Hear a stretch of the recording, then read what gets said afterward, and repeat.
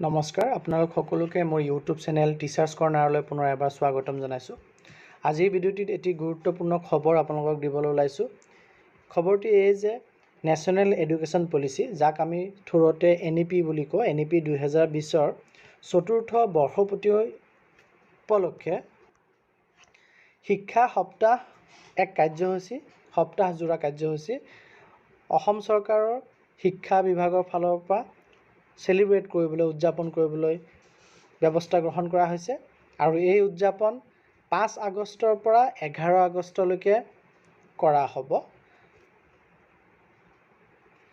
আৰু এই কাৰ্যসূচী 5 আগষ্ট অৰ্থাৎ সোমবাৰৰ পৰা আৰম্ভ হ'ব আৰু গোটেই সপ্তাহ জুৰি চলিব। আৰু দেওবাৰ 11 আগষ্টত কাৰ্যসূচী সামৰণি পৰিব।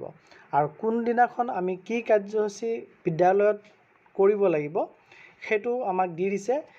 ডে 1 মনডে সোমবাৰ 5 আগষ্ট TLM ডে অৰ্থাৎ টিচিং লাৰ্ণিং মেটেৰিয়েল ডে হিচাপে পালন কৰিব লাগিব। আৰু ইয়াত লিখিছে যে encouraging teachers to showcase TLM based on local context and use it in the teaching learning process। অৰ্থাৎ আমি শিক্ষকসকলে লোকেল কণ্টেক্সটত TLMৰ এক্সিবিশ্যন প্ৰদৰ্শনী বা TLM মেলা বুলি আমি যাক কওঁ, সেয়া আমি বিদ্যালয়ত অনুষ্ঠিত কৰিব কাৰণে আমাক শিক্ষকসকলক এনকাৰেজ কৰিব লাগে। আৰু এই TLMসমূহ টিচিং লাৰ্ণিং প্ৰচেছত যাতে ব্যৱহাৰ হয় সেইটো আমি নিশ্চিত কৰিব লাগে। ডে 2 টিউজডে 6 আগষ্ট FLN ডে, সেইদিনাখন কি কৰিব লাগিব? Generating greater awareness among all stake holders for successful implementation of NIPUN FLN mission. যিমান কেইজন ষ্টেক হোল্ডাৰ্ছ আছে সকলোৰে মাজতে আমি এৱাৰনেছ আনিব লাগে, জেনেৰেটিং গ্ৰেটাৰ এৱাৰনেছ, যাতে নিপুণ অসমে হওক বা FLN মিছনে হওক সেয়া যাতে সফল হৈ উঠে। ডে 3 ৱেডনেছডে 7 আগষ্ট 2024, সেইদিনাখন স্পৰ্টছ ডে হিচাপে উদযাপন কৰিব লাগে। আৰু ইয়াত কি কৰিব লাগে দি দিছে, organising sports competitions to highlight the significance of sports and fitness amongst learners. যে স্পৰ্টছ কম্পিটিশ্যন অৰ্গেনাইজ কৰিব লাগে যাতে ল'ৰা ছোৱালী ফিটনেছ আৰু স্পৰ্টছৰ ছিগনিফিকেঞ্চ কিমান প্ৰয়োজনীয়, কিমান দৰকাৰ ল'ৰা ছোৱালীৰ কাৰণে, সেইটো যাতে প্ৰতিফলিত হয়। থাৰ্ছডে 8 আগষ্ট cultural day, special cultural day to be organise for inculcating sense of unity and diversity among students. ছাত্ৰ ছাত্ৰীসকলৰ মাজত যাতে একতা আহে তাৰ কাৰণে আমি স্পেচিয়েল কালচাৰেল ডে হিচাপে 8 আগষ্ট থাৰ্ছডেটি আমি উদযাপন কৰিব পাৰোঁ। ডে 5 ফ্ৰাইডে 9 আগষ্ট, সেইদিনাখন skilling and digital initiatives day. ইয়াত উল্লেখ কৰিছে recognising the changing nature of job profiles, যে আমাৰ বৰ্তমান আমাৰ যিখিনি চাকৰি আছে চাকৰিবিলাকৰ নেচাৰ চেঞ্জ হ'ব লৈছে। And the new need for new skills and reflecting upon the digital initiatives, নতুন নতুন কৌশলৰ প্ৰয়োজন আহি পৰিছে চাকৰি পাবৰ কাৰণে বা ভৱিষ্যত আমি সফল হ'বৰ কাৰণে। আৰু তাত ডিজিটেল ইনিচিয়েটিভছৰো বহুত গুৰুত্ব আহি পৰিছে। গতিকে ক্লাছৰুম এক্সপিৰিয়েঞ্চৰ অভাৰঅল ক্লাছৰুম এক্সপিৰিয়েঞ্চ এনহেঞ্চ কৰিবৰ কাৰণে ডিজিটেল ইনিচিয়েটিভক ৰিফ্লেক্ট হ'ব পৰাকৈ আমি এই দিনটো উদযাপন কৰিব লাগে। কি কৰিব দিছে চাওক, skill education for building a competent and competitive work force. Skill এডুকেশ্যনৰ বিষয়ে তেওঁলোকক আমি জনাব লাগিব, জাগ্ৰত কৰিব লাগিব ল'ৰা ছোৱালীক। টেকন'লজি ইন এডুকেশ্যন দিৱস, আৰু বিভিন্ন ধৰণৰ নতুন টেকন'লজিৰ বিষয়ে তেওঁলোকক জনাবলৈ প্ৰয়াস চলাব লাগিব। ডে 6 ছেটাৰডে 10 আগষ্ট eco' clubs for mission life school nutrition day. Mission life কি বস্তু তাৰ ওপৰত মই এটি ভিডিঅ' বনাই থোৱা আছে, আপোনালোকে মোৰ চেনেলটি ছাবস্ক্ৰাইব কৰি পেলাই যদি মিছন লাইফ বুলি চাৰ্চ কৰে তেতিয়াহ'লে তাত নিশ্চয় পাব। গতিকে ইয়াত ইক' ক্লাব আৰু ইক' ক্লাব ইয়থ ক্লাবৰ বিষয়েও মোৰ আগতে ভিডিঅ' বনাই থোৱা আছে।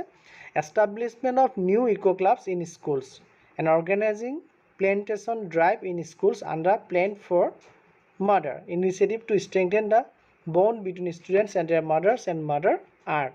যে আমি বিদ্যালয়সমূহত নতুন ইক' ক্লাব গঠন কৰিব লাগে, যাৰ গঠন এতিয়ালৈকে যোনে কৰা নাই। আৰু অৰ্গেনাইজিং প্লেণ্টেশ্যন ড্ৰাইভ, আৰু বিদ্যালয়ত প্লেণ্টেশ্যন ড্ৰাইভ চলাব লাগে।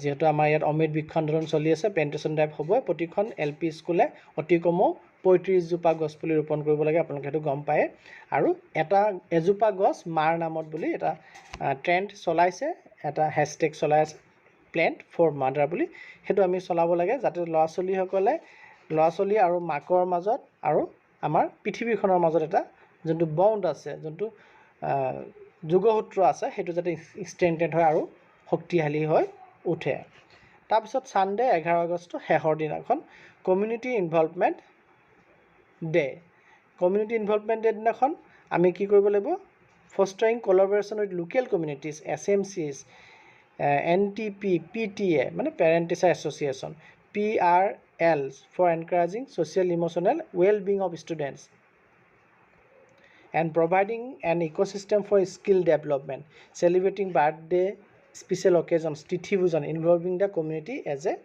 whole. যে আমি আমাৰ যি সমাজ আছে সাধাৰণ ভাষাত যদি কওঁ সমাজক আমাৰ বিদ্যালয়ৰ লগত জড়িতকৰণ কৰিব লাগে আৰু আমাৰ যোনটো সম্প্ৰীতি ভোজন কাৰ্যসূচীটি আছে কোনোবা কাৰোবাৰ যদি বাৰ্থডে হৈ থাকে বা কিবা স্পেচিয়েল অকেজনত বিদ্যালয়ত যি সম্প্ৰীতি ভোজন চলাই ইয়াত তিথি ভোজন বুলি লিখিছে সেইটো আমি কৰিবৰ কাৰণে যাতে সেইটোৰ যোগেদি আমি কমিউনিটিক সমাজক ইনভলভ কৰিব পাৰোঁ তাৰ কাৰণে আমি ইনিচিয়েটিভছ ল'ব লাগে In addition, 2 days activities may be organized at block district level in the corresponding diets and 1 day may be celebrated at the SCRT. এইখিনি আমাৰ ডিপাৰ্টমেণ্টৰ কাৰণে কৈছে হ'ব এইখিনি কথা কিন্তু সাধাৰণতে মই যদি আপোনালোকক থুৰতে ক'ব বিচাৰোঁ তেতিয়াহ'লে 5 আগষ্টৰ পৰা 11 আগষ্টলৈ এসপ্তাহ জোৰা শিক্ষা সপ্তাহ কাৰ্যসূচী পালন কৰিব গৈ আছে NEP 2020 চতুৰ্থ বৰ্ষপূৰ্তি অনুষ্ঠান উপলক্ষে আৰু ইয়াৰ ওপৰত আৰু PPT আছে যেনটো PPT আপোনালোকক যদি প্ৰয়োজন বোধ কৰে ডিটেইলছত জানিবৰ কাৰণে ধৰক ডে 1 মনডে 5 আগষ্ট ইয়াত 2 হাইটে চেছ কৰিছে কিন্তু এইটো আমাৰ অসমৰ শিক্ষা বিভাগৰ ফালৰ পৰা প্ৰকাশ পাইছে আপোনালোকে যদি ইয়াতকৈ বেছিকৈ লাগে যে ভাৰত চৰকাৰৰ ফালৰ পৰা প্ৰকাশ পাইছে আছে সেইটো গাইডলাইন অকণ দীঘলকৈ আছে তাৰ ওপৰত PPTও আছে যদি আপোনালোকে প্ৰয়োজন বোধ কৰে যে সেইকেইখনো আপোনালোকক চাবলৈ ইচ্ছা প্ৰকাশ কৰে তেতিয়াহ'লে আপোনালোকে নিশ্চয় মোক হোৱাটছএপ কৰিব মই আপোনালোকক দি পেলাই হেল্প কৰিব চেষ্টা কৰিম ধন্যবাদ